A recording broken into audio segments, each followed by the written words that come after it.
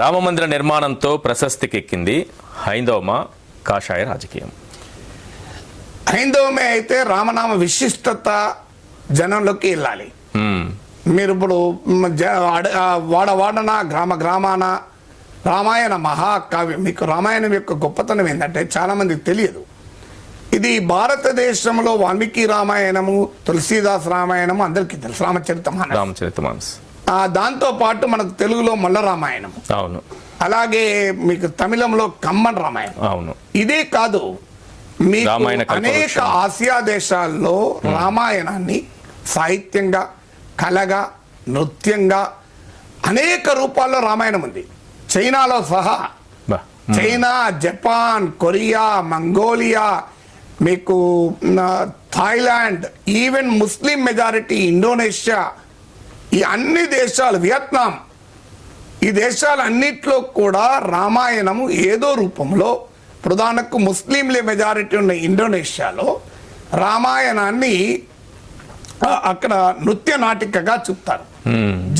మీకు జావా వారి భాష, ఆ భాషలో దీన్ని నృత్య నాటిక చెప్తారు.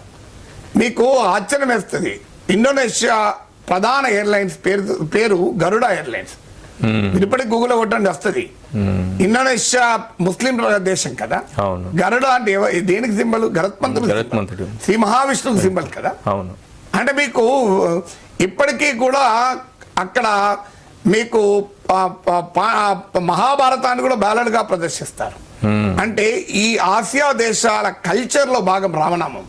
ఇప్పుడు జపాన్, చైనా, ఇన్ని దేశాలు, నేను ఒక వీడియో పెట్టాను, రామాయణము ఎన్ని రూపాల్లో ఆసియా అంతటా విస్తరించి ఉన్నది అని ఒక వీడియో పెట్టాను, చూడొచ్చు మీరు. అందులో ఆ పేర్లు నేను ప్రొనౌన్సియేషన్ కూడా చేయలేను, అందువల్ల స్క్రీన్ పైన చూపెట్టాను అది.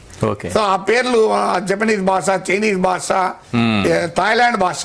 కానీ ఈ అన్ని దేశాల్లో కూడా Ramayana is a part of folklore, Ramayana is a part of culture. ఇప్పుడు మీకు వియత్నాంలో తోలుబొమ్మలాటలో రామాయణం చూపెడతారు.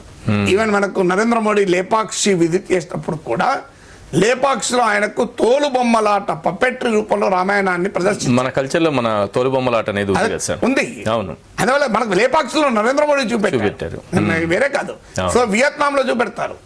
అంటే ఇన్ని దేశాలు, చైనా, వియత్నాం కమ్యూనిస్ట్ దేశాలు, మీకు జపాన్ బుద్ధిస్ట్ ఇన్ఫ్లుయెన్స్ ఉన్న దేశం, మీకు ఇండోనేషియా ఇస్లామిక్ కంట్రీ, మీకు ఇలాంటి దేశాల్లో కూడా it's a part of culture, folklore, tradition.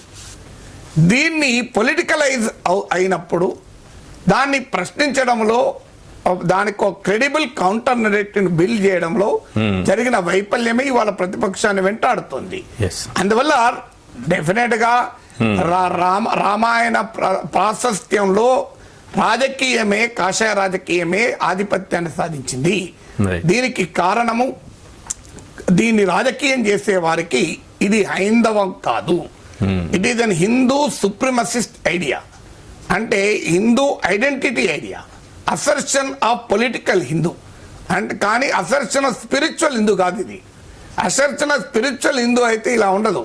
భగవద్గీతలో ఏం చెప్పారు, ఇలాంటివన్నీ వస్తాయి. మీకు విష్ణు పురాణంలో ఏమి చెప్పారు, మా పురాణ ఇతిహాసాల్లో ఏమి చెప్పారు. ఎందుకంటే హిందూ ధర్మము యొక్క సార్వజనీన లక్షణం. మీకు ఉపనిషత్తుల్లో చెప్తారు, మంచి ఆలోచనలు అన్ని వైపు నుంచి రానియండి అని. శ్వేతాశ్వతర ఉపనిషత్తు ప్రొనౌన్సియేషన్ తప్పు చేస్తే క్షమించాలి.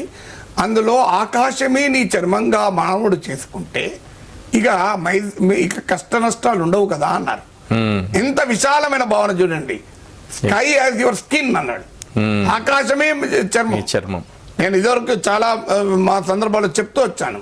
భగవద్గీతలో 7వ అధ్యాయంలో 21వ శ్లోకంలో శ్రీకృష్ణ పరమాత్మ చెప్తాడు, ఎవరు ఏ దేవుల్ని ఏ రూపాలలో భక్తి శ్రద్ధలతో పూజిస్తారో వారికి ఆయా దేవతల యందు విశ్వాసాన్ని నేనే బలపరుస్తాను అర్జున అని చెప్తాడు.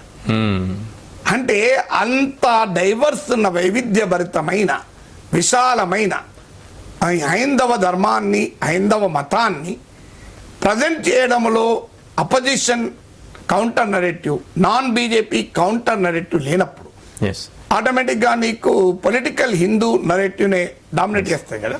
అందువల్ల ఈ రామ మందిర ప్రారంభోత్సవంలో హైందవం పొలిటికల్ హిందూ, రాజకీయ హైందవం, ఆధ్యాత్మిక హైందవం కాదు. రాజకీయ హైందవం ధార్మిక హైందవం కాదు డామినేట్ చేసింది. రాజకీయ హైందవం కాషాయ రాజకీయమే కదా.